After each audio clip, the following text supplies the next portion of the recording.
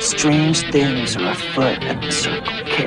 That kid is back on the escalator again. Ain't gonna hurt. Is my boomstick! Game over, man. It's game over. Welcome to the Bargain Bin. He is your host, Ben Mason. And he is your co-host, Sandra Luketic. And today we're talking 1998's Urban Legend. It's 1998. How do you spoil a movie about urban legends that people have already heard about? You don't. Our third film in a row from 1998, Sandro. Incorrect. Fourth? Yeah. Oh my God. The Faculty, Disturbing Behavior, and Phantoms. Oh my God, that's right. Not in that order. So Of course. we finished season 3, because for those who don't know, this is our first episode of our 4th year. Fuck, that's crazy. Yeah. Happy 4 years, or happy 3 years finished, man. Happy start of the 4th. Yeah, hey, to celebrate, why don't you head to our merch page and pick up a t-shirt? We finished last year with 3 straight 1998 horror movies, and I was so relieved to be done with them. and then I asked you what movie we were doing next, and my heart sank when you said 1998 horror movie. It's great, though. 1998 was not a bad year, man. What? Not a bad year. We hated all of those movies. I know, but we had so much fucking fun, man. Okay. So much fun. Okay, well, Phantoms, yes, it has problems. Disturbing Behavior is actually pretty bad, too. The Faculty, though, we had a lot of fun talking about how... The Faculty was the best of those 3. It was flawed, but at least it was entertaining. Yeah, I guess it was actually pretty bad, too. But maybe we'll break that trend with Urban Legend. Shore up the CGI in The Faculty and you could have a decent movie. I think the other 2 would need like complete rehauls and rewritings to be good. So, oh yeah, definitely. So here we go. Might as well start off the new year, the new season year on a. I hate you so much right now. A high note? Yeah. On the plus side, you did this to yourself. I have 6 names. Oh, okay. Then I'm not going to tell you which ones are halves because you don't deserve it. That's yeah. I understand. I fully understand. Okay. Myself. Yeah. We have covered The Mighty Ducks. Yep. Cursed. Correct. Did we cover another one of my movies? Nope. Okay, good. Okay. Mr. Bobby England, Robert Englund, Freddy Krueger himself. He's so good. He's He's so good in everything he does. Everything. I want to say we did 3 movies with him. 4 movies with him. Okay. Of which I know 3. Okay. So, A Nightmare on Elm Street. Correct. Behind the Mask, The Rise of Leslie Vernon. Correct. Never Too Young to Die. Correct. I don't know. Oh no, Hatchet. Fuck. I almost... The second time I fucked up on that one. Sorry, Adam. Yeah, you forgot that one multiple times. I know. I feel really bad. Okay, well, you got 4 more. Okay. Did we cover Jared Leto? No, sir. Okay, so not Morbius or Morbius 2. It's Morbin time. Alicia Witt? Nope. Okay, good. Rebecca Gayheart? Nope. Would have been Scream 2, which we didn't cover. Tara Reid? Nope. Rosenbaum? We did cover Rosenbaum. Shit. I don't blame you for forgetting this one. It was a bit role, right? No, lead role. Lead role? Oh, oh God. Fuck. Oh God. What was that called? The dinner party one, right? No. Okay, then I don't know. What did we cover him in? He was the voice of the main character in Dragonlance. Tannis. Oh, yeah. Okay. And I wasn't going to include him for this, but since I had him on the list already, he played an uncredited person named Kyle in Cursed. Oh, he was. Yeah. Kyle actually had some screen time in that movie. Yep, but I don't generally include uncredited. I only included him for that because he was already on the list for something else. Yeah. What about Brad Dourif? No. I find that so strange. There's one that I'm so disappointed in you forgetting because you forgot it before. Danielle Harris? Mm-hmm. Oh my God. We talked about this when we were covering Holliston. Oh my God. She's been in so much.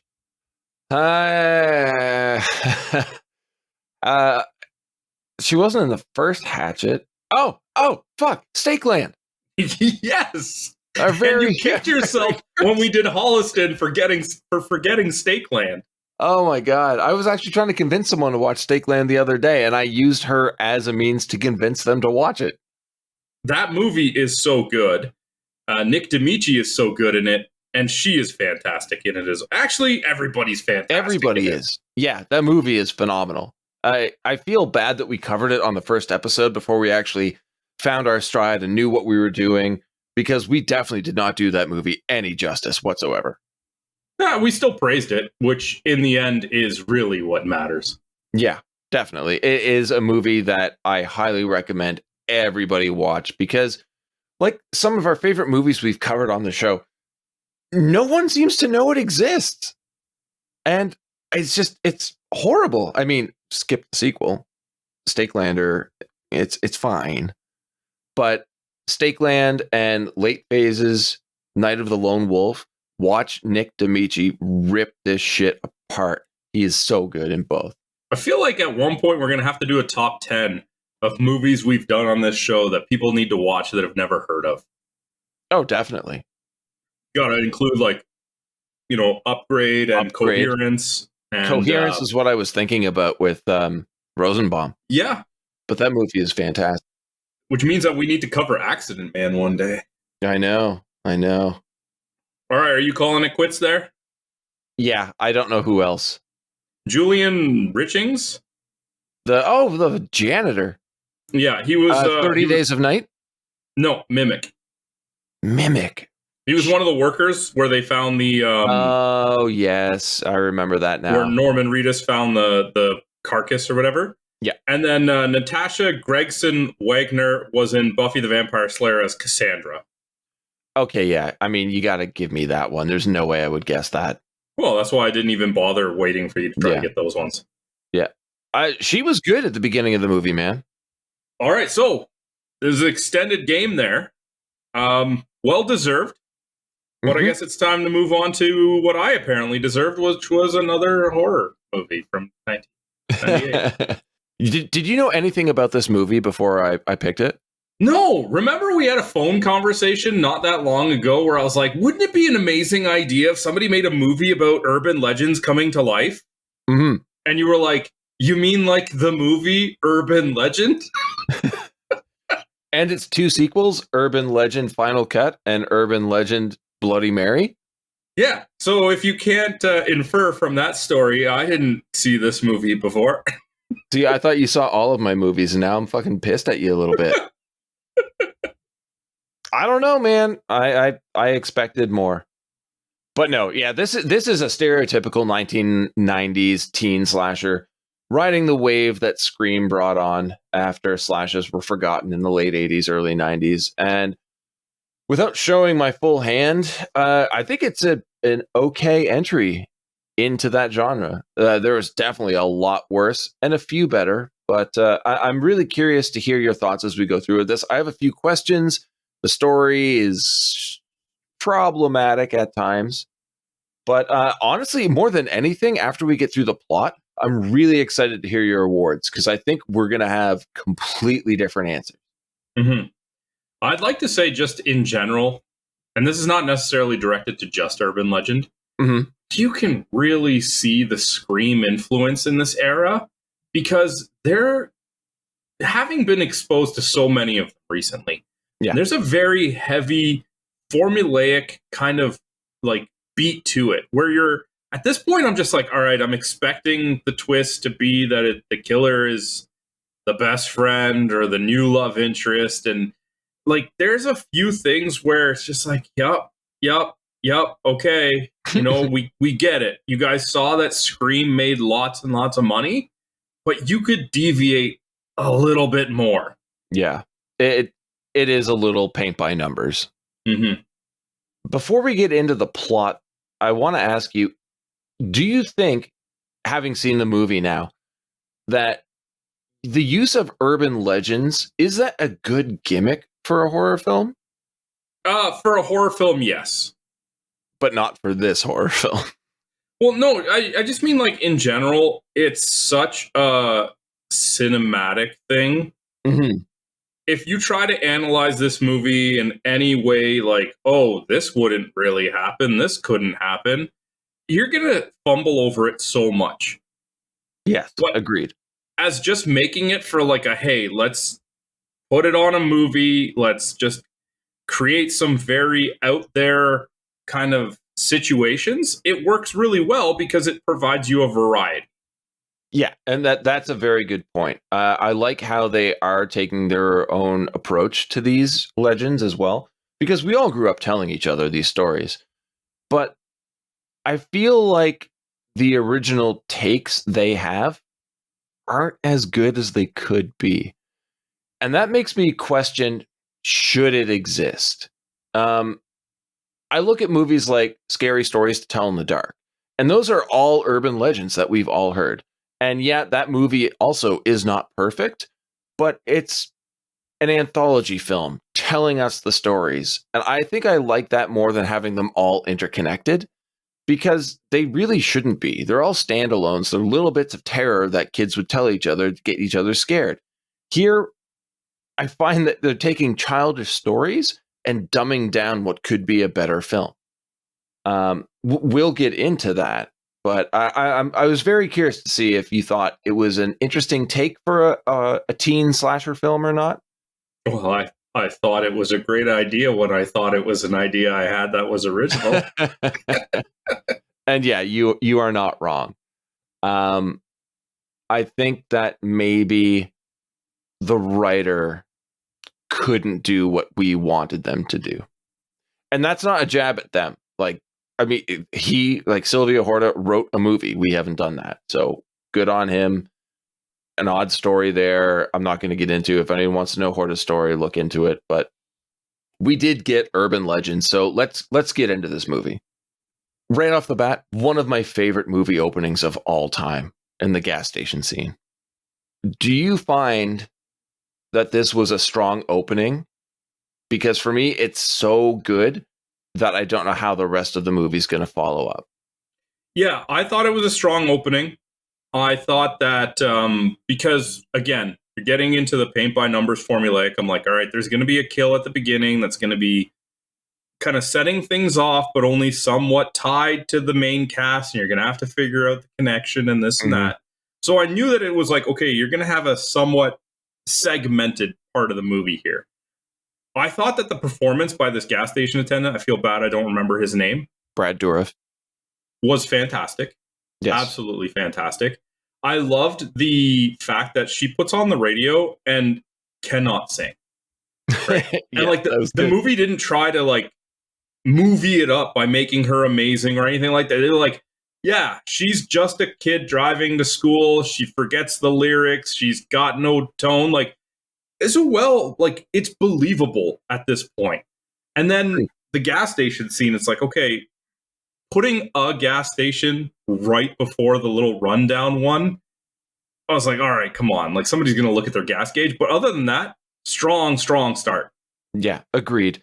And what really caught me off guard upon rewatch was the amazing camera work and the lighting, because this looks borderline perfect to me.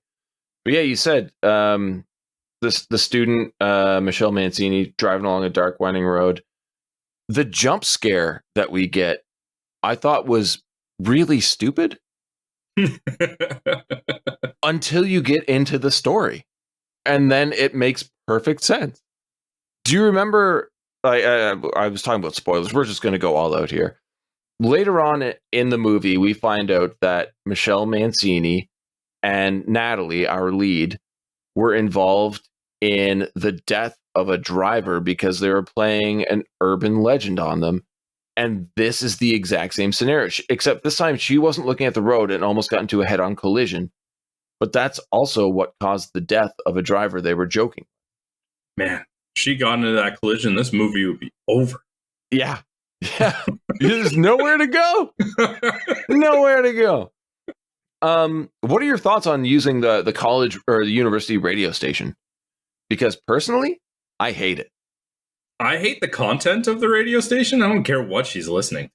Yeah, no, that's just it. Because they keep trying to draw us into the fact that everyone's listening to this radio station. I don't know any university student ever who religiously listened to their campus radio station. You know why? Because campus radio fucking sucks. And except for the Laurier radio show that I was on for local metal. No. All right, yeah, my bad. I was also doing a horror punk radio show for CKDU at Dalhousie. I get it. I'm not saying it's good though, but well done. Well done. So yeah, you said that the car was going to run out of gas and it pulls over at a desolate gas station. And yeah, Brad Dourif, man. Brad Dourif is one of the best actors who has ever worked, in my opinion. And I don't know if you recognize that voice, but it has haunted us for decades. No. Did you know? He's the voice. Look it up. He's the voice of Chucky from Child's Play. Oh, yeah, I'll see some of those movies. You haven't seen any of those movies ever? Yeah, I think I've seen one. Oh, well, fucking treat yourself, man. This guy's an amazing actor. His stutter is amazing. It's believable. It is believable. Even his emoting is believable when he looks in the back seat of Michelle's car and then immediately just goes inside the station. I mean, he had a great plan to try and warn her. Oh, the problem with the credit card? Yeah, like to try and get her out of the car without drawing attention to it.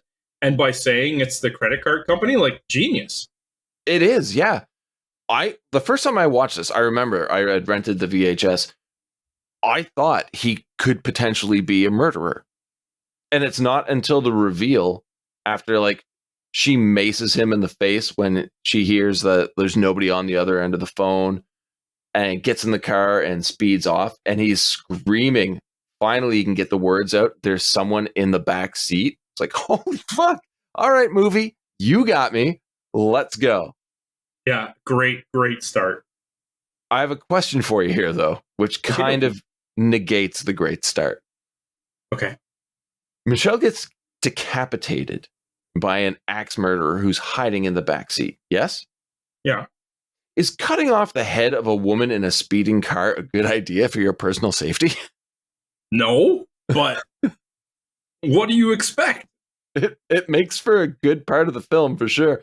But that car is going off the road and everyone's dead. Tara Reid as Sasha Thomas, the host of the radio show we listen to frequently throughout this movie. My only note here is, why was she famous? American Pie? There you go. That's it. Moving on. We head to Pendleton University and finally meet our lead, Natalie, played by Alicia Witt, and her friends, Brenda, played by Rebecca Gayheart, Parker, played by your boy Michael Rosenbaum, and college journalist Paul, played by Jared Leto.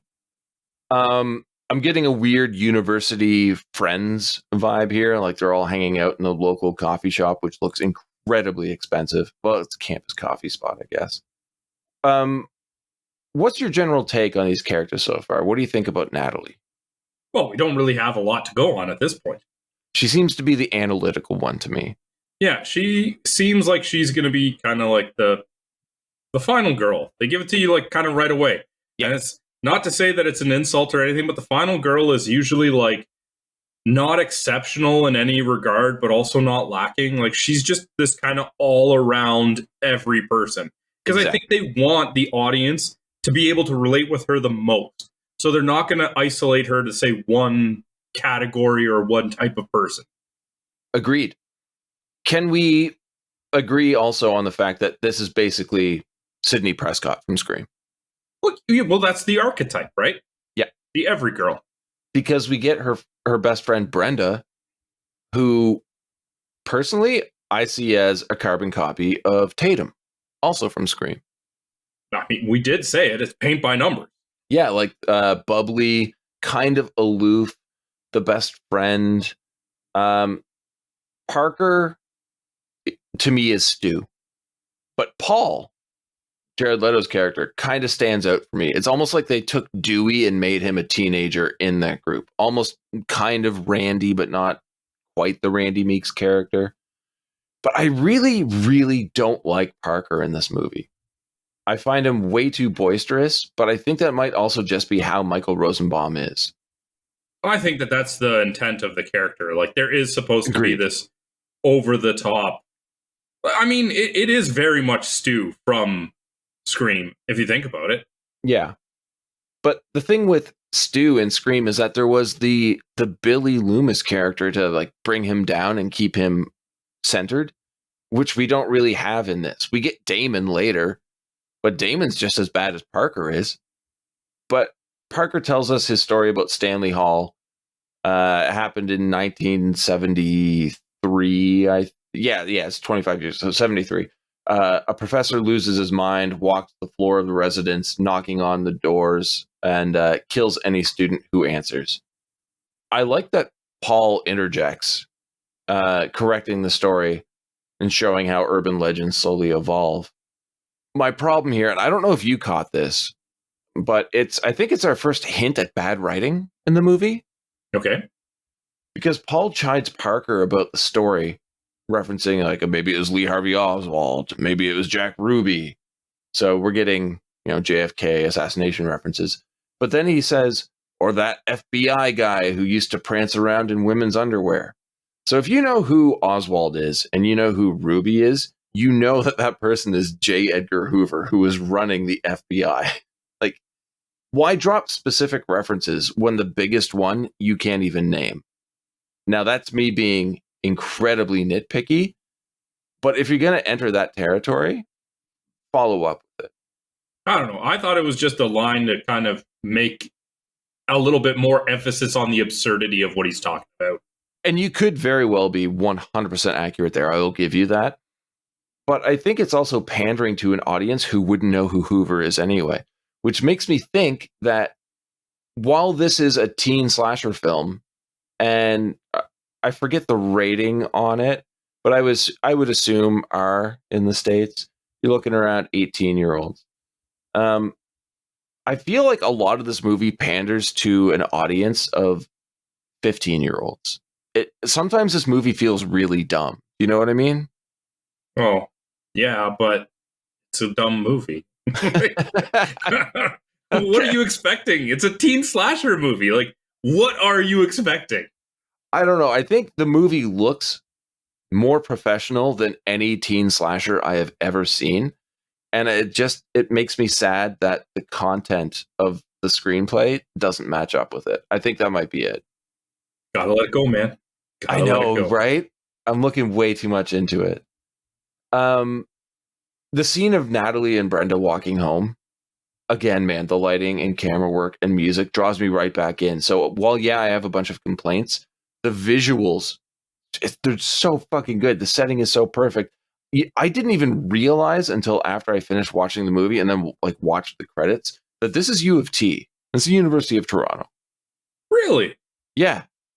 Huh. And yeah, some of this filmed in Toronto, some in Port Credit. Like, this is like, I've been everywhere this movie's been filmed, and they did such a good job at making it look different. I had no idea. But I have a problem, and I think you do too. Do I? It's the Bloody Mary scene that happens here. When do I ever have a problem with a movie? You're right. This is a me thing. This is a me issue. I was always told that the Bloody Mary urban legend had to be done in front of a mirror. In a mirror. Yes. Not in front of a boarded up window. You know how I'll never forget that? Because of Candyman. Great point. I'll never forget Bloody Mary. I have toyed with the idea of picking Candyman multiple times, but I know your disdain for it, and I will never ever pick that, nor will I pick Demonic Toys. Well, like I said, it could go one of two ways. I could, as an adult, see it and cure my trauma, realizing I was a dumb kid, or it could just put me in a fetal position crying in the corner. I don't know. It turns into a solo podcast. Just hear you crying in the background. Yeah, that will be the episode that we have to call on one of our friends to take my place. Do you find that a movie that centers itself on using urban legends gets one so horribly wrong? Yeah, it's a problem. You It's a really major- should do your research. But honestly, I don't care, because we get myself pop up as Damon Brooks. Do you have any thoughts on Damon other than his horrible, horrible bleach blonde hair? How did you know? It's so Like, bad. I get that was a trend at the time. I did it too. But it's like, it's not even well done. No, it's not at all. It looks like someone painted his hair. But honestly, it's outweighed by the fact that I'm always so happy to see Jackson on the screen. Joshua Jackson is one of my favorite actors of all time. But here he's kind of playing just a more mean version of Pacey Witter from Dawson's Creek. And honestly, I'm fine with that. But I feel like that's the only reason he's in the movie, is to capitalize on Dawson's Creek. Of course. Yeah. Of course. It's part of the cookie cutter formula. You're right, man. You're right. Much like the creepy janitor jump scare. Again, was it Julian Richings? Yeah, I recognize him as one of those guys. You know, I remember that guy. He has a Yeah. very distinct look. And I was excited to see him, but I couldn't tell you his name. He's one of those guys. Exactly. Yeah. I honestly thought he was in 30 Days of Night. Now I just kind of feel like a jerk. Maybe he was. Maybe I messed up. No, you don't mess up. Of course. Obviously, I'm the wrong one here. The next character we're introduced to, though, is Natalie's goth roommate, Tosh. I fucking hate this character. Well, yeah. You're supposed to hate this character. Are we? Yeah? I don't know. I don't think we are. I think we're supposed to see a character that's going through a really tough time. But introducing them by having our lead walk through the door of her dorm room to Tosh having sex and Danielle Harris just screaming at her. Like, I've never experienced dorm life, but I can't imagine it was great. But the fact that Natalie has to put headphones in to block out the sounds of sex 10 feet away is interesting, in that it kind of shows her as being a submissive character, but she's not really that throughout the rest of the movie. So I don't really know why we have this scene. Is it to make us not like Tosh? I think so. She's an inconsiderate roommate. She is, for sure. And does Natalie not have a friend to go stay with? Yeah, but does the inclusion of Tosh make this movie any better? No. Yeah. I'm all for Danielle Harris being in anything. Oh, yeah, me too. But this character is not necessary, is inconsequential. And I feel like it's literally there to just add another body to the count and another urban legend. I agree with you on that one too, but it also makes the movie even more problematic later on, which I have in my notes we'll cover. But right now it's time for class, and we get Professor William Wexler, Robert Englund himself, giving a lecture on urban folklore. So 100% sign me up for that class. I would be in the front row every day. Every day. I would never miss a class. Did the scene where his watch alarm goes off and people find this humorous, did you find that weird? Yeah, these kids are laughing at stuff that would never be funny. Yeah. And this entire scene occurs for a really shitty payoff at the end of the film. So again, I say, great looking film, poor writing. But this gives us the pop rock scene, which in 98 I really enjoyed. But what's your take on Wexler calling Brenda up onto the lecture stage to get her to eat Pop Rocks and offer her Pepsi? I loved it. Why? He's just so good. It's the way, it's his mannerisms too. Like when she's walking up and he just kind of casually tosses her the bag, he makes this scene so good. Mm-hmm. Agreed. And honestly, I believed that urban legend when I was a kid too. I remember hearing it, yeah, but I was always undecided if I thought it was true or not. I never wanted to find out. Well, no, of course not. I never tried it by any means. Exactly. So, because you had it in the back of your mind. And this scene was just so good. Englund steals every scene he's in this movie. There's no denying that. But again, it makes me go back to what I was saying earlier in that no university student is going to believe any of this. So I feel like the 15-year-old audience is where we're going here. Right down to Damon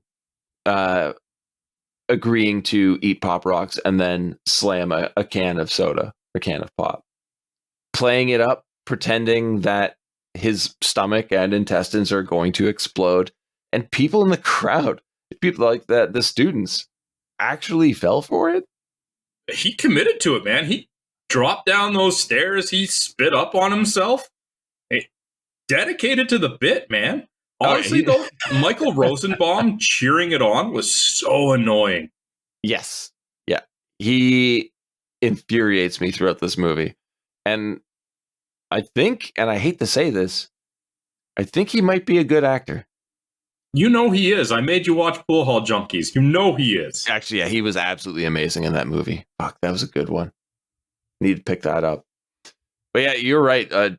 Joshua Jackson commits hard. Like, there's no way he wasn't bruised after filming this scene. He hits those stairs fucking hard. I got a couple of notes on this section of the movie.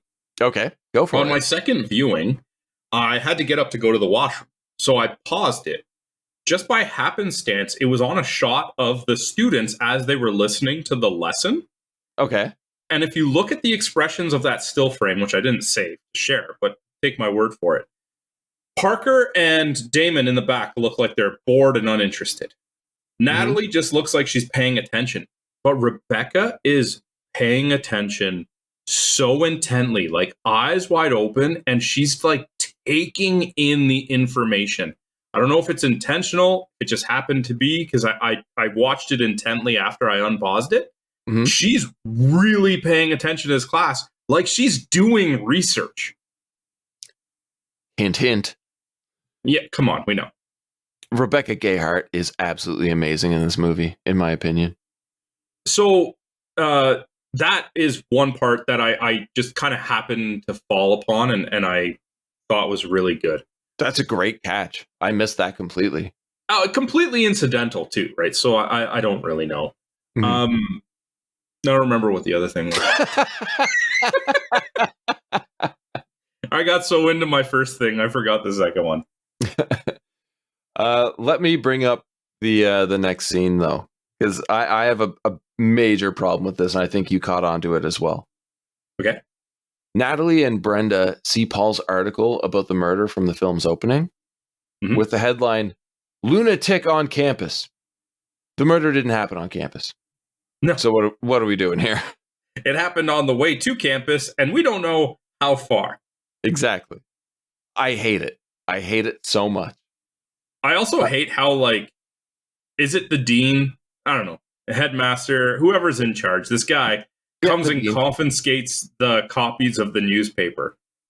Not saying that they, like, research it intently, but I feel like that wouldn't have made it onto the shelves in the first place. Yeah, agreed. At least this gives us our first intro to Reese, played by Loretta Devine. And I think Reese is a wonderful character in this movie. I would like to see more of her. You can in the second one. Yes. News report covering the murder lets us know that the gas station attendant, Michael McDonald, we finally get his name, Brad Dourif's character, is missing. I don't give a fuck. It's an obvious red herring, but why? Why is he missing? We know he's not the murderer. But see, because you'd be tempted to say that he was also killed because he's somewhat of a witness, right? Okay. Except for that later they say that he was arrested. Yeah. But at that point, like he could have said, there was someone in the back seat of her car and she was killed down the road. Yeah. Why would he ever be considered missing? I don't know. Did he just go into hiding? Would he not try and get in touch with the police? But that's the thing. The movie wants you to believe that his existence ceases after the camera cuts. Like he wouldn't say, call the police and say, there was someone just at the shop. Yeah. A person just drove by. I think there was an axe murderer in her back seat. You should look for this model car going this direction on this road at this time. No, he just goes missing. Yeah. Because the story doesn't work if he reports anything. Yeah. If the camera stayed on him, he just like shrugs his shoulders and goes back to work. Yeah, exactly. Like, well, I tried. You know? Or he sees the newspaper, like the local school newspaper, and he's like, I saw her. I should call. Yeah, exactly. It is too convenient. Like they have to scrub this character from the script or else the entire movie falls apart. And the part that I don't like is that they say he's arrested later. Because if he was just missing and that's the last we hear of him, then you can assume that the killer went back and finished him off to cover loose ends. Yeah. I could maybe be okay with that.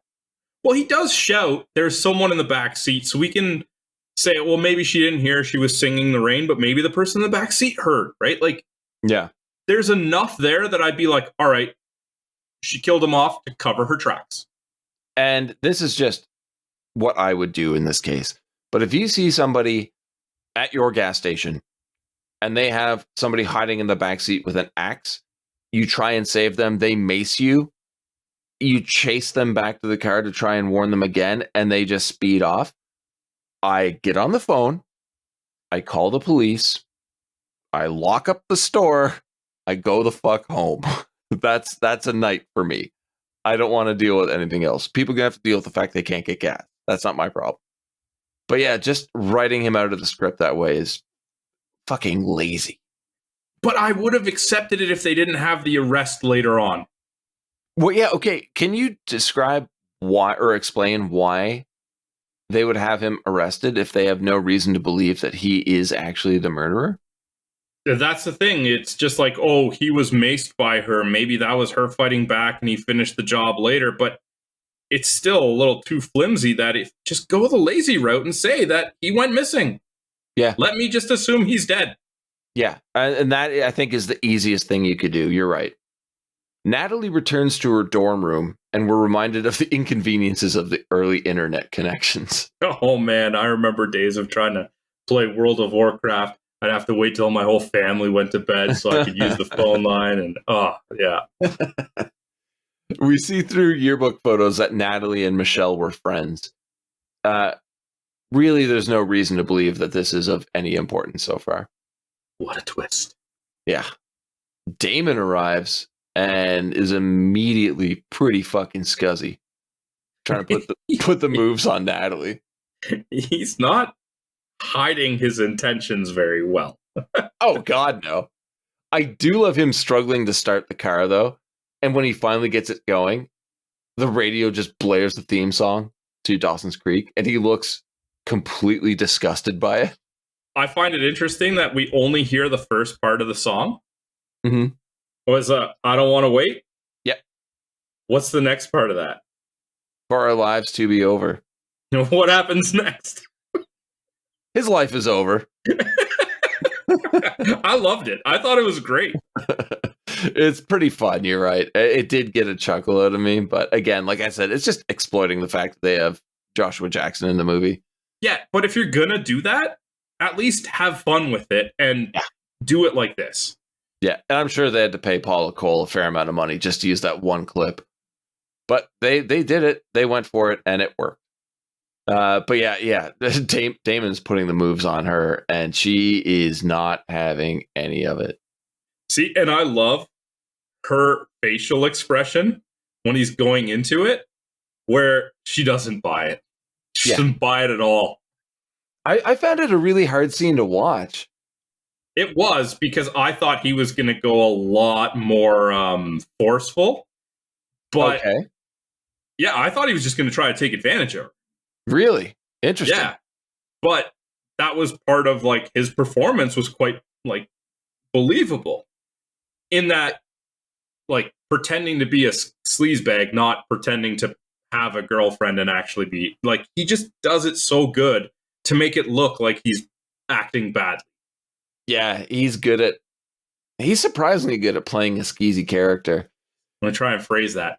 The actor is doing a good job playing a character who doesn't know how to act. But I feel like it betrays the character that we were introduced to earlier. Because I felt like Damon was one of those like happy-go-lucky, funny guys, except for, the whole head joke. But having him make this turn, I'm like, oh, this is just a really skeezy fucking frat guy.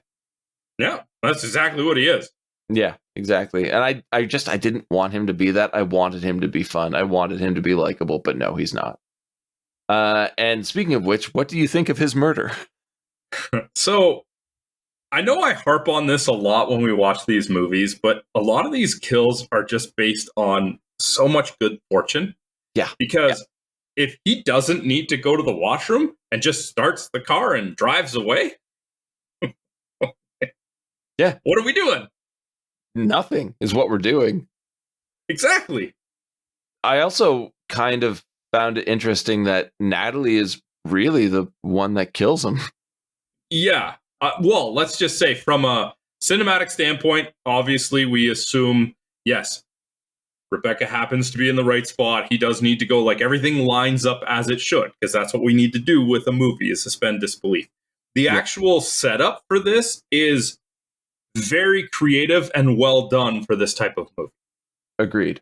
Although I'm in the end, we find out it's Rebecca, and I'm like, man, she overpowers a lot of people, and she's a very small person. Everybody.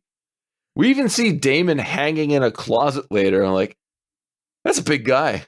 Like, I don't know if I could pick up that much dead weight and hang him from the ceiling in a closet. But there's another problem with this scene that kind of resonates throughout the rest of the movie. Where the fuck are the police? Why would they be here? Wouldn't she try and report it?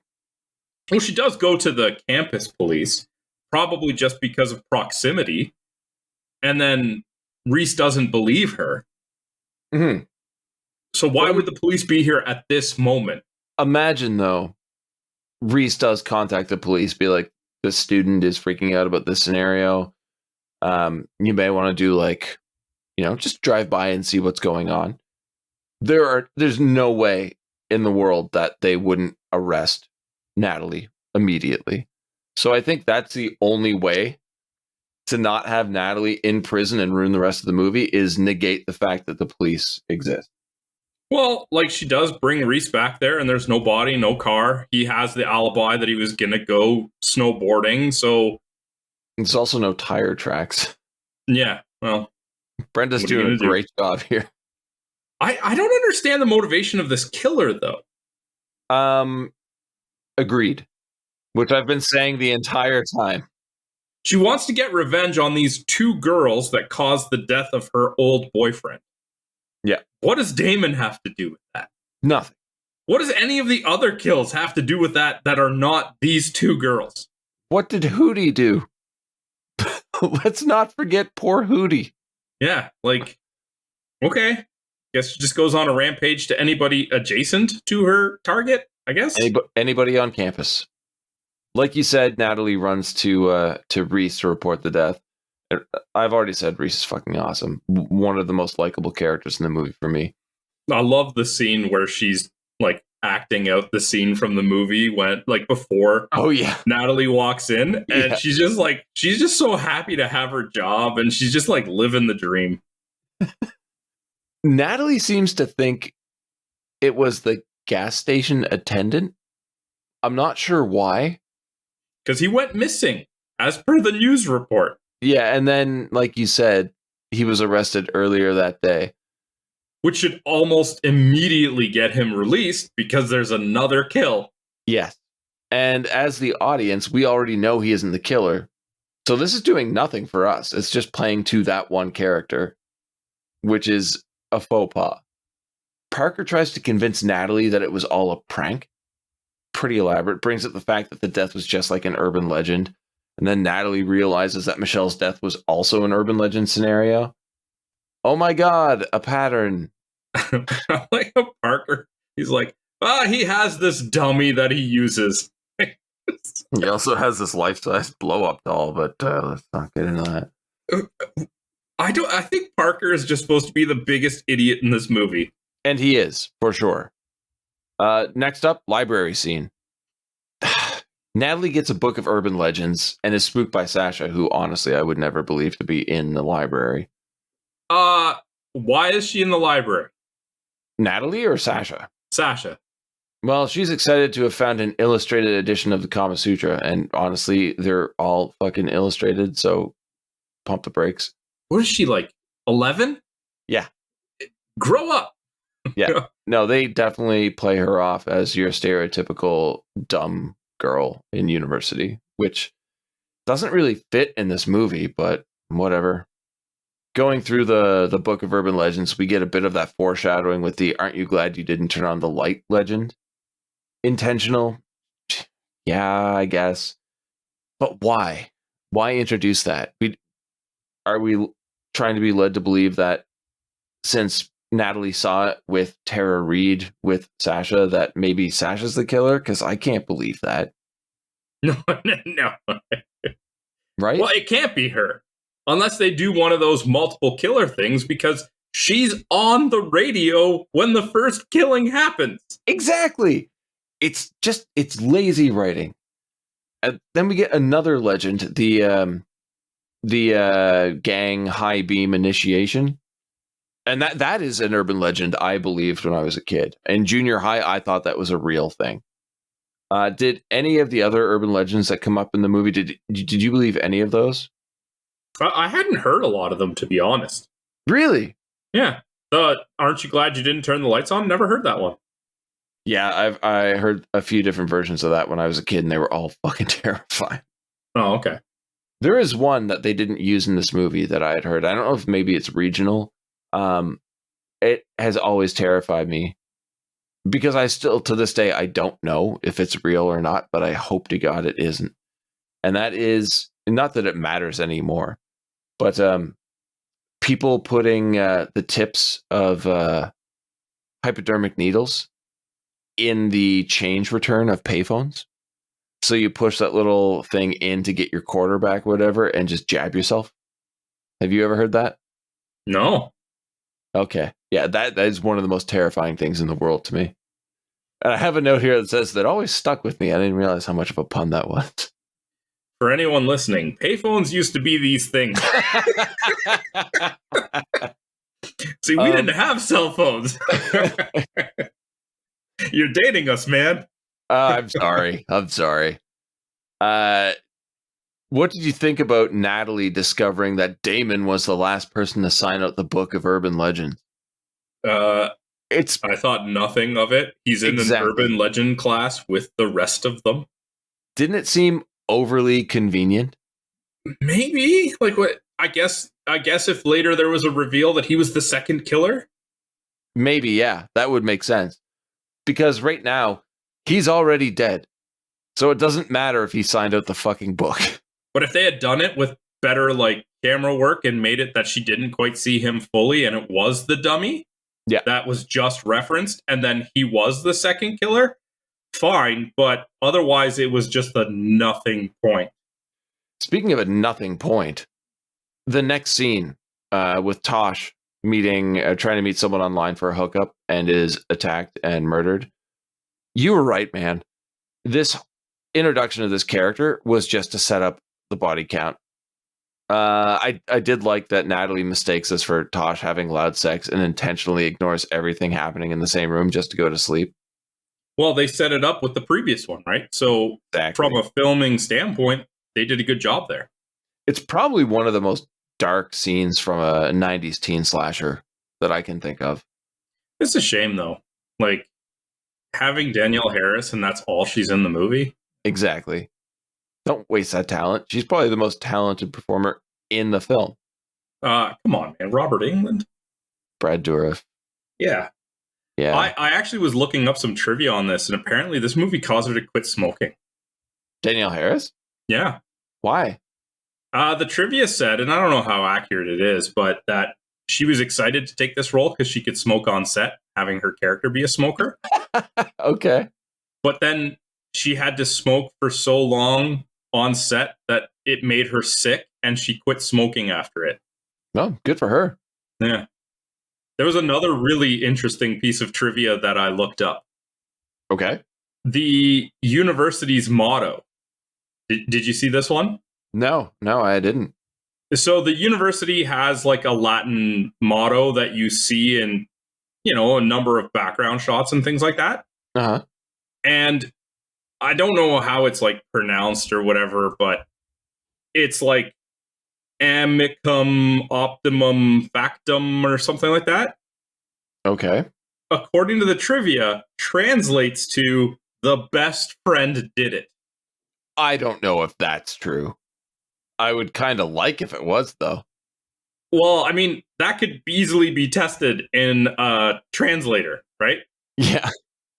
I'm curious. Can you do that right now? Yeah, I'm doing it right now. Awesome. I really want to know what this translates to.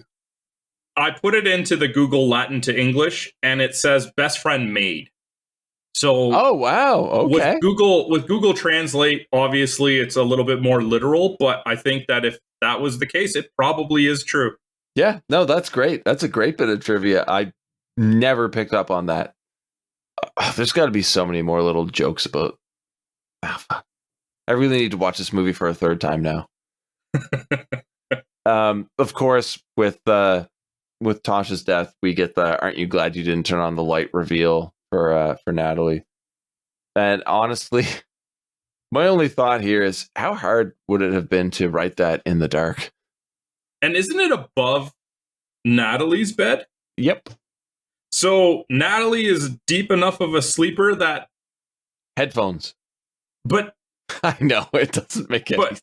But Brenda would have had to is it Brenda? No, Rebecca. No, yeah, the character is Brenda. Rebecca is the actor. Brenda would have had to lean over her as she's sleeping in her bed to write it. Yeah. Which also makes me wonder, why not just kill her there? That's a great point. I never even considered. It's like, I can get into the room so much so that I can kill her roommate and she'll sleep through it. I have no reason to kill the roommate, but I'll leave the one that I want alive. I don't, as I go back to the motivations of this killer. Oh, it does not make sense. A lot of this does not make sense. Do you remember my complaint earlier about how the police would have arrested Natalie had Reese called them and they went to look for the car, and there's if they found the car there, which I don't know how Brenda hid the car, the body, and covered up all the traces of them ever having been there, but just getting in touch with the police at all, because now we have an actual body, and somehow the dean and Reese wrap up the case, consider it to be a suicide. But isn't that a matter for the actual police? Well, you'd think they'd be investigating. They'd be like, oh, if he has an alibi that he's gone skiing, let's go check. And we're probably going to detain Natalie while we investigate. Yeah. What happened? Oh, this girl killed herself by slitting her wrists, but then wrote a taunting remark above the head of her sleeping roommate, and then went back to bed and died. Don't they call it a suicide note? Yeah. It's a tragic suicide note. What? Yeah. There's no way anybody would consider that a suicide note. Aren't you glad you didn't turn on the lights? Past tense. This movie has problems, man. Lots of problems. Yeah. I'm not saying it's not entertaining, but it is very fucked up. Paul and Natalie talk about Michelle, Tosh, and Damon. The idea of an urban legend serial killer is lost on Paul, which I remember immediately making me think he's our guy, because, a gimmick killer, crazy murders to write about in the school paper. This is his ticket to success. I can see it. Yeah. Natalie brings up that it's the 25th anniversary of the Stanley Hall massacre, which Paul says didn't happen. But they go to check out the university records only to discover that the records covering the 1973 year is missing. Again, Paul is making claims on things he knows nothing about. He's a terrible journalist, but added weight to my theory that he might be the killer. A bad writer who gets the good stories first. That makes sense. I think if Paul was revealed to be the killer, I would have been okay with this. There is a scene where he comes in when we get the killer reveal, and he is clapping and he's essentially trying to trick the killer. Yep. Where I'm like, oh, he's the second killer. And I would have totally bought it. Yeah, there's no reason why we couldn't believe that he would use somebody actually killing other students to boost his potential career as a journalist once out of university. Who did you think the killer was? I thought it was Paul. Really? Mm-hmm. At what point did you make that decision? Oh, it was Jared Leto. I mean, that's pretty good reasoning, really. Yeah, I don't think he had the weight and the gravitas as an actor at this point. But yeah, you see him on screen, like watching it in 2023, and you're like, yeah, it's probably him. Because he's just so famous now, or infamous now. But anyway, it's go ahead. It's partially also how they film it. There's a lot of times where he's almost shot as the outsider. Yes, agreed. He definitely is an outsider, but he's also insanely critical of everyone around him, which kind of makes him a bit of an antagonist right away. But at the same time, are we supposed to like him? I don't know. I don't think so. I think he's just supposed to be a red herring. Interesting. I didn't want to rewatch this movie, but now I might have to, just to pick up this. You've brought up a lot of really good points that completely passed me by, so maybe this movie has more life in it after all. Time to talk to the creepy janitor. They question him about Stanley Hall, and he just tells them to talk to Wexler. Breaking into Wexler's office seems to be a bit of a weird move, but in snooping, Natalie finds a room containing a parka and an axe. Yeah, no, he's not the killer. I know. I'm glad you're laughing because this is fucking ridiculous. Well, why would you have a secret room? He goes and says, he's like, oh, it's props for my class. Makes sense, right? Mm. But why hide them then? Yeah. Like, I don't know. I don't know. Interesting piece of trivia as well. The killer wears that parka because this was supposed to be shot in the winter. I was curious about that because it is not fucking winter. No, they were actually hit with unexpected, really warm weather. Probably why they picked even University of Toronto, because they anticipated snow. And they determined that it was going to be too much to have fake snow the whole time. But they just kept the killer's garbs, even though they cut out the winter part. I hate it. I mean, I understand because you have to find a new killer costume, but it really, really takes me out of the movie when it looks like summer and the killer's wearing a fur trim, like a hood with fur trim, like a full-on massive winter parka. It makes even less sense in a scene that we haven't seen yet. Yeah. Yes, it does. I also have that in my notes. Wexler catches them, and they're both reprimanded for accusing him of murder. Yeah. Why wouldn't they be? I feel like their punishment should be harsher. Yeah, we find out that Natalie's been previously charged with reckless endangerment in high school, which we've already talked about. Paul's fired from the school paper. That's it? That's it. Yep. What would you have done? What do you mean, what would I have done? Like, what do you think the punishment should have been? I don't know. It's kind of tough. All they did was break into his office. And accuse him of murder. Yeah, but can you be punished for falsely accusing someone? It's not like they went and I guess. Yeah. went into trial or something and perjured themselves or something. They just said, oh, we think he's the killer. Yeah, it's not like they're going to report him to the police because the police don't exist in this fucking movie. They show up eventually. I know. A TV weather report sets up a massive rainstorm for the end of the film, and I'm all for that. Because like I said, I think one of the strongest parts of the movie is the environment. You get like the isolated gas station, isolated university campus. We really don't have any mention of nearby towns, but also the use of weather. Everything here feels contained, like a little ecosystem of terror. And going back to Scream, I think that's why Scream worked too. Like having everything take place in a sleepy mountain town really helps build paranoia. And I think they did that really well here. But that's one of few things they did really well. And I think we're getting to the scene here that you were talking about, the parka, because this is where Natalie watches Brenda swimming in the university pool. Yep, this is it. Okay, please take it away. So a figure walks into the pool area and walks down the side wearing the parka. And this is the moment where Natalie's trying to get her attention and just try to warn her that the killer is coming after her. And the parka hood comes off and it's just a girl. In a swimsuit. In a swimsuit. And it's like, okay, well, if it's not winter, why would anybody else? Like, I get it. If the killer was wearing a parka because they're like, oh, part of the urban legend is that I'm going to wear this as part of the guise. Fine. Yeah. It doesn't have to be winter for you to be wearing a parka if that's part of the urban legend. Whatever. But why would this girl be wearing a parka? There's no reason. None whatsoever. I don't know what to tell you, man. Natalie finally admits to Brenda that she knew Michelle. They were out one night, played the gang headlight initiation prank, which resulted in the death of the driver of the other car. We've covered this. In turn, Brenda convinces Natalie to go to the party at the frat house that night. Does this seem unbalanced to you?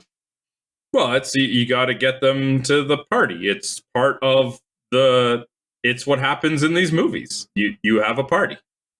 Okay, I get that. What was Natalie's punishment again for breaking into Wexler's office?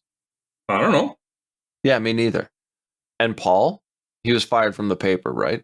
Yeah. Yeah. Well, the next time we see him, he's packing up all of his things. And it doesn't look like an office. It looks like a dorm room. Maybe that's the only reason he's at school. Is he's going to transfer to another school to join their paper? Sure. Let's go with that. I got nothing, man. I know. It just seems so weird to me. It's like, it almost feels like he was expelled. But that isn't the case, so I don't know what's happening. Anyway, he's clearing out his desk and discovers a 1973 school newspaper. Obviously planted by the creepy janitor who is there. The paper covers the massacre at Stanley Hall and reveals that Wexler was the sole survivor. And honestly, I am 100% back into this movie because I don't remember any of that. It totally worked for me. It really did. I know it's cheap. Yeah, like you didn't like it at all? Well, it just doesn't have to be there because it doesn't actually have a bearing on the outcome of the movie. I know. It's just fun. It's a lot of fun. This movie is all about poorly done mystery. And this just kind of gave me something to hang on to for a change. The dean and Reese talk in the parkade. Reese voices her concerns and wants extra security at the university for the weekend. And the dean just says, nah, don't contact students' parents or the police. If no other reason, you can confirm one death in a dorm room. Forget all the other stuff, whether it's false accusations or not. Even if it's a suicide, I don't think anybody would be like, no, we don't need extra security. Be like, yeah, you know what? We should take some precautions. Yeah, even just because, you know what? The student body might be on edge. Yeah. So Reese leaves, and the dean is dispatched by the killer. I must have missed the urban legend about having your Achilles tendon slashed and then being run over by your own car. But it makes for a pretty cool death in the movie. Why? I don't know. There's no reason to kill him. Why is he a victim? I can't tell you, man. All right. At the party, Parker forces his dog to do a beer bong. Asshole. This guy's a douche. Seriously. I hate it. Poor Hootie. Paul confronts Natalie at the party with the newspaper, and his theory, Wexler has gone off the deep end on the anniversary of the massacre. You know what? Believable. I just don't see Robert Englund taking out a bunch of students with an axe, but For no reason at all. for no reason. Like, just because it's the anniversary. 25 years, man. That will make a person crack. Brenda walks in on the two of them, and they're making out. Or immediate reaction, storm out. This, I believe, to be the moment where I fully knew who the killer was when I was watching this in 98. Okay. Because Brenda has been the bubbly best friend character the entire time. Her reactions to scenarios don't really make sense. And you just expect this to be the stereotypical character the entire time. But for her to have an emotional response an hour into the movie shows a shift that gives weight to somebody we were convinced to ignore. But the only thing that we got on this character is from the very first scene, she wants Paul. Yeah. That's her one-track mind. The entire movie, it always goes back to, should I ask him out? Anytime he's around, she gets all googly-eyed. I didn't read into this from that standpoint, simply because I'm like, yeah, her best friend is making out the guy that she's been, like, obsessing over the entire time. And see, that would make sense if that were simply the case, if this happened earlier in the movie. But we're coming up on the tail end. Like, it's a weird time to introduce that now, because if Brenda is not the killer, why are we going to have this story pop up over an hour into the movie and try and wrap it up with the rest of the story? So I'm like, well, because Paul's the killer, and he knew that that would put them on an emotional edge. He didn't actually want to make out that. He just wanted to set her up. You know what? I never considered that, but that would be a better twist to the movie than what we get. You're really good at this. Reese discovers that Wexler's office has been ransacked, having just seen the creepy janitor again. And are we supposed to believe that he's a suspect now? He was the most blatant red herring from the first time you see him. Agreed. And the parka and axe are now missing. She slips in a pool of blood. Paul tries to get Parker to end the party because the killer's on campus, and Parker embarrasses him in front of the partygoers. I mean, he also kind of uses my theory of Paul being a killer, but at this point, I've already thrown that aside. So later in the room, in Parker's room, I mean, this is fucking Scream all over again, man. He gets a call from Damon's phone. The caller tells Parker that he's going to die tonight, and it's time for Parker to bring up another urban legend, but instead we get a different one, and somebody put Hootie in the microwave. My next note just says, fuck me. Poor Hootie. Poor Hootie. I'm not a dog guy, man, but I love that pup. Just because he was put through so much shit, I wanted to save him. And instead, he explodes in a fucking microwave. I hate animals. In general. All of them. Yeah. But I don't want them hurt. No. What do you think of Parker's death? Seems like he should maybe, I don't know, be more inebriated or have some more resistance fighting back. Yes. Yeah. Because we don't know who the killer is at this point, but the killer just ragdolls him, basically, and forces drain cleaner down his throat, killing him. Is that an urban legend? I don't remember that one. I don't remember that one either. And Reese actually tries to contact the police, who just blow her off. There are no police, man. I was so excited, Sandro. I feel like the police are only there to collect Tasha's body. Yeah. And they're like, sorry, you've hit your quota. We are not coming back to that campus. See you later. No. Sasha has gone back to the radio station and is attacked by the killer, who apparently can just pop up anywhere they want to. I know how analytical you can be. I assume you noticed a major issue with this scene. I've yet to find an issue with anything in this movie. I don't know what you're talking about. Oh, yeah. Okay. Do you know what? Please tell me you know what I'm talking about here. No idea. It's been perfect so far. Sasha's encounter with the murderer is being broadcast over the airwaves. It's a neat idea, but for most of the chase, she isn't in the studio. So there is no microphone around to pick up any of this audio. Yeah. Not to mention, no one in the building. No. Like, I get it. Okay, if it's late night, there's not going to be like a whole bunch of students and faculty, but there will be people around. Yes, exactly.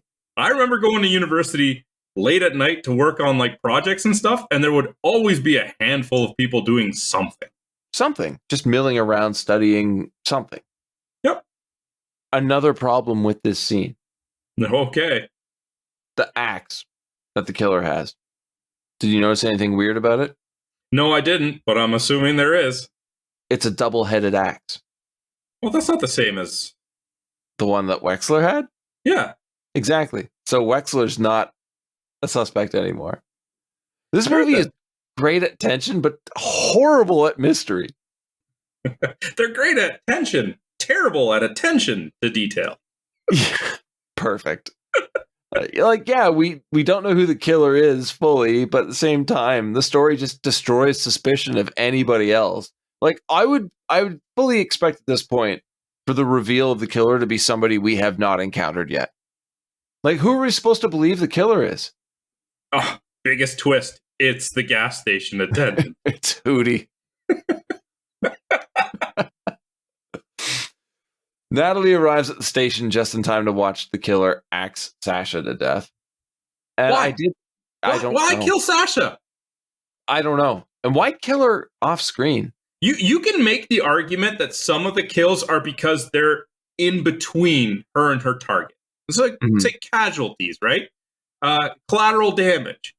But, like, she's going out of her way to kill people that are not involved. She went to a different building. Like, left the party, went to a completely different building just to kill Sasha. Yeah. It makes no sense. Natalie meets up with Paul at his room and immediately suspects him to be the killer. I know it is a small thing, but when Paul tells her the phones are dead and she checks it anyway, just to confirm, man, that actually really worked for me. Okay. It's a perfect way of conveying distrust between two friends. Well, she's at the point where she can't trust anyone. Yeah. This is not a great movie, but it does have some things that are done really well. And in such, what do you think are the strong points of the movie so far, if any? Well, I think it has a great premise. It really does. Mm-hmm. I'm with you in that. I think that might be it. Well, it also has, I mean, if you want to go into more detail, like some fantastic actors doing great jobs. Like Robert Englund plays a fantastic university professor. I would love to take that class. Michael Rosenbaum, as detestable as Parker is, does a great job playing a detestable Parker. Joshua Jackson was great as this skeezy guy. Like, there are good performances in the movie. And let's not forget Brad Dourif. Oh, absolutely. I can't believe. Yeah, fantastic. What? We're wrapping up the plot very soon, but I think we can agree that it kind of went off the rails at some point.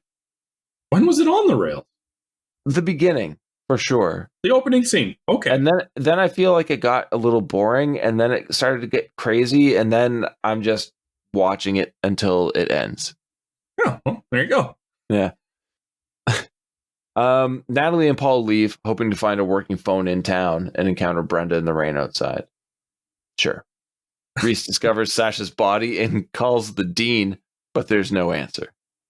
Now, in Paul's car, speeding down the road, Natalie notices a weird odor. They stop at a nearest gas station because they're low on fuel, and Brenda apologizes for her reaction to Natalie and Paul making out. I like that here we hear Wexler's watch alarm go off, and they discover his corpse in the back of Paul's car. When did she get it in there? I don't know. How did she get it in there? I would assume that the car would have been locked. And Paul doesn't notice the smell. No. Which, why wouldn't he? I have no answer for you. Unless he didn't, because he's one of the killers and is just pretending he didn't. I guess I have nothing for you, man. The movie is just ridiculous at this point. But the women run off into the woods, and Paul chases after them. Natalie loses Brenda in the woods, which after we learn that Brenda is the killer means that Brenda just kind of veered off to separate her, to lose her? Why? Why not? Element of surprise, man. Just gotta charge at her from another angle. You're in the fucking woods. Your whole point, like, your intention is to kill her. There is no one around. You could have killed her many times already. I know. Natalie makes it to the road where she's picked up by the creepy janitor in his pickup truck. And there's way too many things going on here. So, you say we don't know that Brenda's the killer. Why would Natalie just leave her friend behind? The janitor offers Natalie his coat, which is the parka. How many of your friends have the same fucking coat? How many people have this coat for this time of the year? Exactly. That was my next line. It just says, why do so many people have parkas present out of season? You've covered that. Thank you. Natalie tries to get out of the truck, but the door won't open from the inside. Convenient. The movie tries to make us think that the janitor is the killer, but at the same time, there's no reason for us to believe that to be true. No. I'm telling you, the worst red herring in one of these movies. Immediately, I'm like, it's not him. It's not him. And not only is it not him, he's the one that gives Paul the newspaper showing that Wexler was a sole survivor and that the massacre actually happened. He's like, here's all the info I have. Do with it what you will. Obviously not the killer. Then we get the gang headlight initiation scare again. Killer runs the truck off the road and Natalie escapes into the woods another time. So Reese gets a gun from her office here. Yeah. This becomes a major issue for me. Okay. Natalie makes it back to campus and uses an emergency pillar to call for help for security. It's the only time I've ever seen one used, ever. I have to say one extremely positive thing about this movie is that Natalie usually uses every opportunity she has to try and get help. Yeah, that's not common for one of these characters. Usually it's like, let's do the worst possible thing. Okay, exactly. And the worst possible thing is when she hears Brenda screaming from inside Stanley Hall and decides to run in to help. Way to negate every decision you've made up until this point. Well, she's got to save her friend that she left behind. Exactly. Like, it makes no sense. Inside Stanley Hall, Natalie discovers the bodies of Parker, the Dean, and Damon. Why are they there? I don't know. She enters a room filled with candles and an unconscious Brenda on a bed, but it's all a trick because Brenda sits up and knocks her out. Brenda had so many opportunities to take her out. She didn't need to set this up. No, not at all. Not at all. Honestly, I'm thinking too, like, what if one of the candles fell over and just caught the place on fire? What then? Now revealed to be the killer, Brenda lays out her motive, revenge. Not exactly original, but I kind of like the story. It turns out the guy who died as a result of Natalie and Michelle playing the headlight prank was actually Brenda's boyfriend or fiance. I think they suggest that they were engaged at one point. Yeah. What did you think about that reveal? Weak. Really? I dug it. He's gonna kill 9 people? Like, well, the revenge against Natalie, I like that being the reason. But yeah, killing everyone else, it makes no sense. Can we agree that Rebecca Gayheart is having a fucking blast in this scene? I thought she was terrible in this scene. I know you did. I didn't say was it good. I said, okay. Do you think she's having a fucking blast? She's probably having fun, yeah. Why not? Yeah. I knew you would hate this. I really did. It's poorly acted. I'm sorry. This might be the poorest performance in the movie. I fucking loved every second of it. It's time to play out the kidney heist legend. That is another one that also terrified me as a child. But Reese arrives to save the day. Brenda stabs her, steals her gun, and shoots her. I don't understand, like, security or police officers in these movies that, like, close the distance just to avert their attention. Yeah. Like, you have a gun. Stay at a distance unless you're going to move forward to, like, handcuff, but then don't take your eyes off of them until they're in cuffs. I have nothing for you. It's just I don't get it. No, I don't either. It feels like such a tense situation that you wouldn't be slipping up. Yeah, it has to be poor writing, right? Because you and I both agree on what should happen here, and it's the exact opposite. We get more of Brenda's plan, which I think really tarnishes everything. To me, the revenge plot makes sense. But if her ultimate goal is to get Paul to fall in love with her and get him a Pulitzer after he covers the story, doesn't make sense if she's trying to avenge the death of her true love, but is already in love with someone else. Or unless he was one of the killers and he used her emotional state to, like, convince her, like, trick her into doing this. Yeah. Again, that would make sense. But no, he does show up, though, somehow. He knows exactly where to go. He's been on foot, I assume, this whole time, wandering through the woods. Now he got back into his car with the dead body in it that he didn't smell. Exactly. What's going on here? He's overheard everything, though, which means he's been hiding this entire time. So why show yourself now? It's because he's trying to convince her that he and Brenda will be a great team. Tries to get her to give him the gun, but she's already onto him. Okay.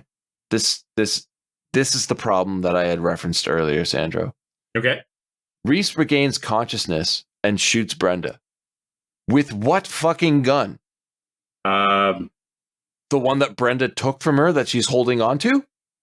The one that Reese went back to unlock a specific case to get a gun that she doesn't carry on her? That's a second gun. Thank you. She was loading up. We see that the movie makes a great deal to show us that Reese has to go get a lockbox to get a gun because she's campus police. Not But she also it also showed us her playing with a gun when she was pretending to act out that scene. Yes. So either a second gun has magically appeared, or they spent way too much time showing us that she went to get another gun for no reason. Well, in case she needed more guns. You always need more guns. This is America. Yeah. You finally get it. Natalie picks up the mystery gun and shoots Brenda as well, causing her to fall out of a window into the ground below. Natalie and Paul drive off to get help for Reese and discuss how the story will become an urban legend itself, which is extremely heavy-handed. And Paul asks what the twist will be. This movie has lost me now, because Brenda just pops up from the back seat wielding an axe. Paul hits the guardrail of the bridge that they're driving on, sending Brenda flying through the windshield into the river below. And this ending, Sandra, this fucking ending. We cut to Ashton University, where a student is telling a group of friends about the killings. Apparently, the storm was so bad that Brenda's body was never recovered from the river, and one of the friends calls him out on not telling the story properly. The friend, revealed to be Brenda, tells the rest how the story really goes. Cut to black and roll credits. I think we all fell into the river at the end of this movie. Oh, I love this ending. How do you really feel? It's a great ending. You think so? If you go by a very specific mentality, okay? Stick with me here, okay? All right. The events of this movie that you were just watching were that guy regaling this story to the group. And as urban legends do, details get askewed, altered, and changed. So a lot of the unbelievable things that we saw in the movie aren't exactly how it happened, which is why Brenda said, that's not how it happened.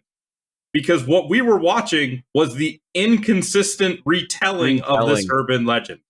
I did think that for the longest time.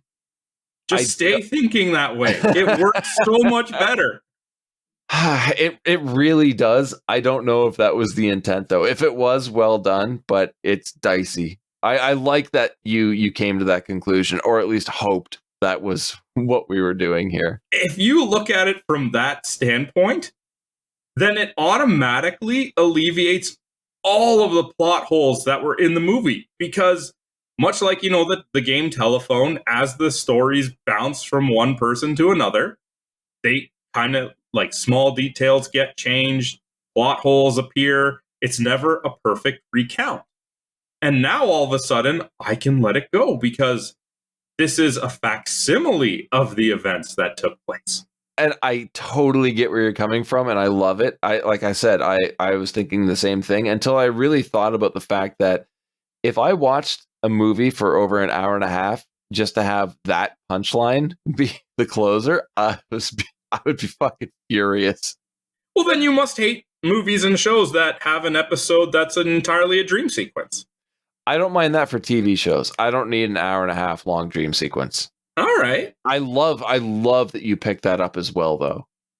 I think a lot of people didn't, and I think that's why we got such a shitty sequel. I've never seen the sequel. All right, well, let me tell you this. Brenda reappears. I saw that when I was researching our game. I saw that she was listed as being in the second movie. So cameo. Oh, okay. Well, fine. Whatever. Still saw that she was in it. So, looking at this movie, looking at this fucking crazy cast, how much do you think the film cost? 25 million? 14. Oh, okay. Yeah. But I think everyone was just kind of taking off at this point, so you could get them for it cheaper. Do you think the movie was a success? Okay, I don't know what order it came in, because I feel like the first couple after Scream probably did really well, just based on that. And then by the end of it, people were probably just getting tired of it, and due to attrition, were losing interest. 47. 72.5. Hey, good for them. Yeah. Makes sense why they had sequels. Makes sense for the first sequel, not the second one. But yeah, it made money, so it should have been reviewed well. Where do you think it's sitting at on the IMDb? Oh, I don't think it's going to be very high. 4.7. Close. 5.6. Okay.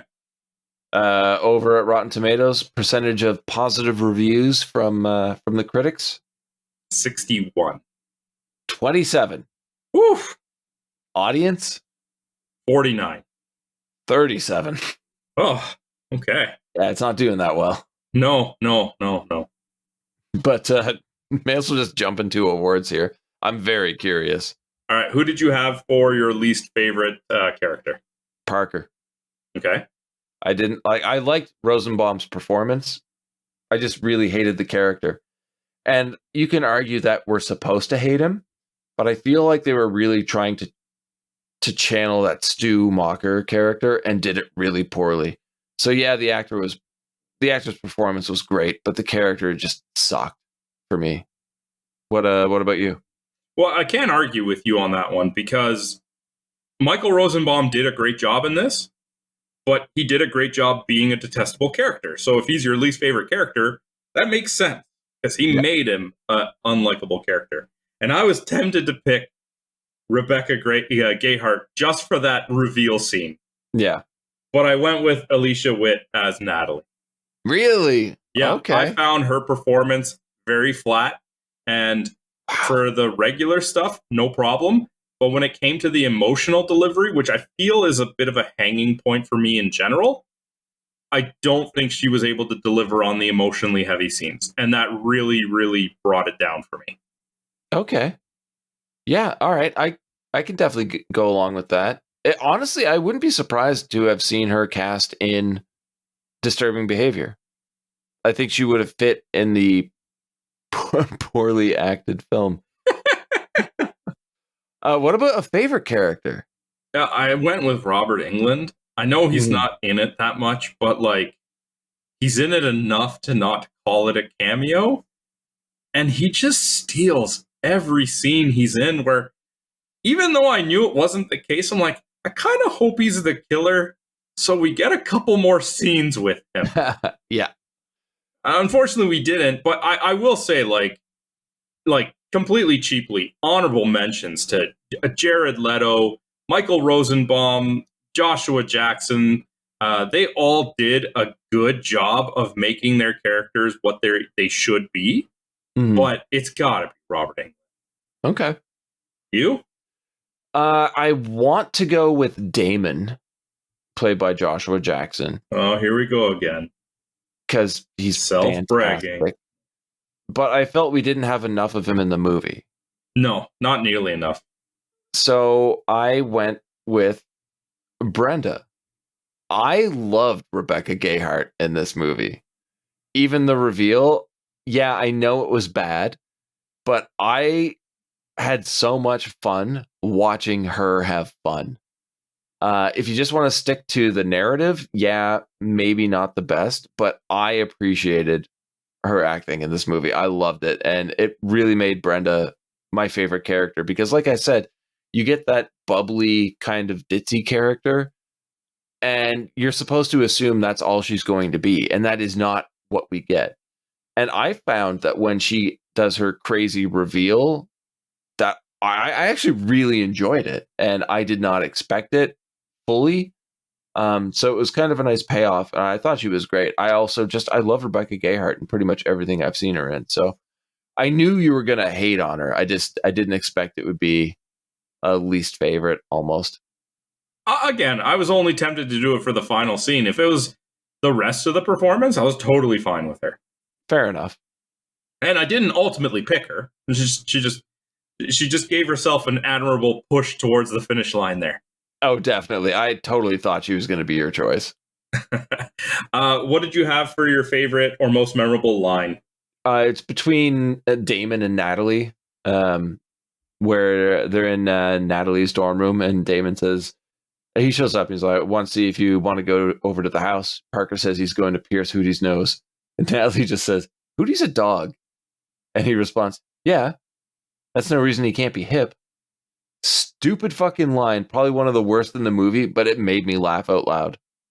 Even I was like, man, you can't do that to a dog. I know. Okay. What was yours? So after Tasha's death, there is a line just from like some random extra in the crowd. I don't know who says it, but they go, you should check her pulse. She's been like that for years. I missed that altogether. Wow. Oh, can I change my answer? You sure can. Oh, it's that. It's fucking that. Oh, that's good. Wow. Okay. I had to rewind it. I thought I heard it, and I'm like, what? No, they didn't. It's so insensitive. I'm like, there's no way. And then, yeah, that's what they said. And I even, like, I looked up a transcript of the movie online to find the exact wording, because I'm still, like, in disbelief. That's good. Fuck, that's real good. What was your memorable scene? The Dawson's Creek song. Really? Yeah, it's just, it's, I know it's low-hanging fruit, but you have to know about, like, I love that stuff by now. Yeah. And just, like, the look on his face when it happens, too, it's so good, because even, he's like, oh, God, I'm never gonna escape this. Like, it's so good. It is pure disgust, but he's only been in, like, I think he was only on Dawson's Creek, like, I think it started, 97? So it's been a year? And he's already like, oh, fuck. That was good. Very good scene. Very short, though. I'm surprised you picked that as most memorable. I'm actually kind of disappointed we don't have the same choice here. Okay. Because for me, it's that fucking opening scene at the gas station. That is one of the strongest openings to a slasher film I have ever seen. Maybe only second to the original Halloween. It was just because it felt like it would be too long for me to call it a scene. But I get it. I totally get it. Okay. Wow. Fucking urban legend. I feel like I put you through some shit, man. Well, that being said, let's get to our final thoughts then. As much as I want to hate on this movie, I really enjoy it. It is problematic for sure, but for a 1998 facsimile teen slasher film, it does a great job. It's all over the place, absolutely all over the place, but it has a stacked cast filled with great performances. The soundtrack is so 1998. I love it. It's just fun. I don't think anybody who didn't grow up in that time would appreciate it nearly as much as we do. It's a time capsule of an era long gone, and I like being reminded of that every now and then. So, is it a good movie? Not really, but you can have fun with it. So, yeah, I would recommend it. You? You managed to do the unthinkable and found an enjoyable 1998 horror movie. Holy shit! Really? I thought this movie was great. Wow. I did not expect that. I was totally like looking forward to my second viewing of it. I thought this movie was like way too much fun for what it was. It almost feels like some of the characters were even characters. Like the movie was like, we know what we're doing, but we're also going to take some shots at it. Yeah. Because like Parker, for example, I loved Parker in that I'm like, they're just taking this character trope and just dialing it up to 11. Mm-hmm. But at the same time, like doing a good job. I think the only part that I found kind of disappointing was the reveal at the end. And yeah, that could have been done better, but whatever. It was still a fun movie. Don't watch it with a critical eye and have a good time. Yeah, that is a wonderful review. I can easily back that up. It's just fun, man. All right. So that was our thoughts on Urban Legends. If you'd like to share your thoughts with us, you can hit us up on social media. We are on Twitter at BSBargainBin, Facebook.com/BSBargainBin, BSBargainBin.com, and YouTube.com/@BSBargainBin. Ben. Yes. For the love of everything that is holy, please tell me that we're not doing a 1998 horror movie. We are not doing a 1998 horror movie next week. Okay. You had mentioned at the beginning of the episode, Upgrade. It is a movie I've been trying to push on everyone because it has gone completely unnoticed. Logan Marshall Green is amazing in that movie. And I showed it to you and you loved it. It's, I think, one of the best episodes we've done too on this show. But there are other movies that have gone unnoticed that I've told you about that you've watched and you've agreed. How is this not more popular? How do people not know about this? We fucking watched this movie a few weeks ago together because next week we're talking 2018's Accident Man.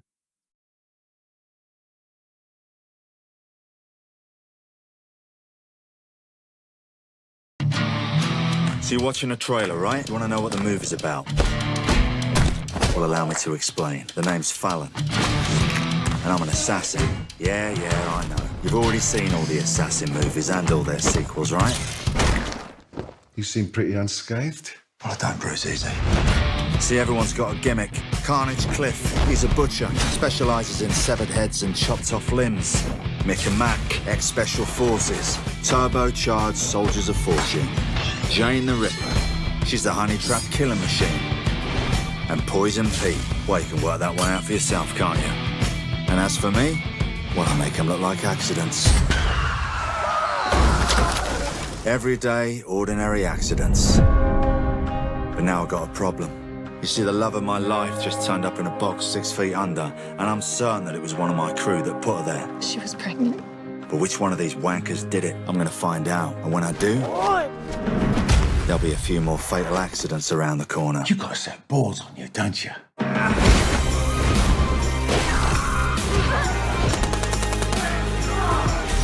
What is going on? Who ordered that hit, Lenny? I can't tell you that. It's payback time, fellas. How the bloody hell do I make this look like an accident?